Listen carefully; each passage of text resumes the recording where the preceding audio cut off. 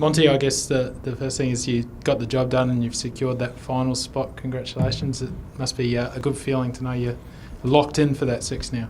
Yeah, I think we came here with a job to do. We knew it was not going to be easy. A team with nothing to play for. I think it's what you call a banana skin, and I said that to the boys before the game, that there's going to be times they'll have a lot of pressure. When you got players that they're not playing for anything. They all want the ball and they want to get on the ball. So I thought the boys were really professional tonight. It wasn't our best performance by a long stretch. Some tired legs, a big shift against Western United on the weekend, and to get a 3-hour bus drive in traffic down to Sydney just to manage to get on the flight. The flight was delayed, so look, we had a bit of a long trip, some tired legs out there tonight. But I think a test of a good team is when you're under pressure and you're coming away from home, you have to dig in, and I thought we dug in really well, and the boys put the bodies on the line tonight, defended a lot of set pieces really well, the 2 goals, I thought the first goal excellent from Si, great cross, and Lewis has been threatening to score all season, and then Garang comes on and does what he does, 1 chance, 1 goal, and I thought from that moment on the game was, we just had to see the game out, so delighted with the 3 points. What about Garang's impact over the last month? How much has it sort of, I guess, added to the squad, the sort of momentum and excitement he's brought? Yeah, look, he's a top player. He's a kid, but he's not been fit. He had a little injury that he's recovered from.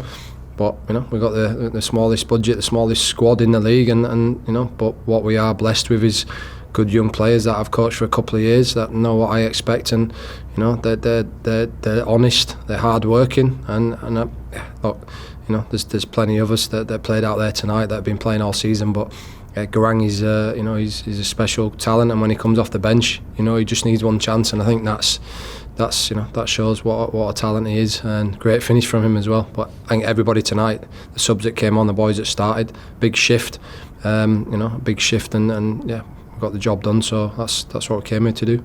I guess some key saves again as well from Viras. I mean, how important is it having a guy like him who is so solid and so dependable at the back there?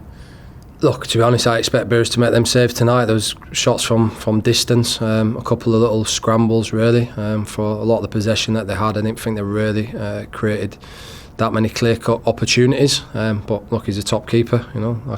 He's without doubt one of the best in the competition. A lot of people pushing for him for Socceroos, but he's just got to keep working hard. There's games he hasn't done much where the back four have been absolutely outstanding, but today, he needed to be that solid, experienced leader for us at the back, and he was. But I think, like I said, wasn't the prettiest game, and full credit to Brisbane. Last game, like I said, nothing to play for the players, for them. They all got out there tonight and put in a good shift for Warren. So I think that's bodes well for them next season, going into next season. What about Dan? And the knee there, I mean, do you have any idea on how it looks like at this stage? No, look, we'll obviously assess that tomorrow. It looked like someone banged into him and just twisted his knee a little bit, but to be honest, he wanted to get back on, limping on. I just 2-0 up, down to 10 men. We train on it as well. Sometimes you just got to bunker in, go 4-4-1 and just try and see the game out. So it was a good test for us.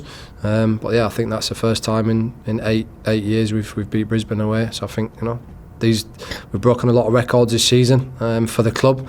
I think that's testament to the group. I keep telling them, records are there to be broken, and again tonight I set them a challenge to come here and get 3 points and to get a clean sheet as well, and that's something that this club hasn't done for 8 years, I think.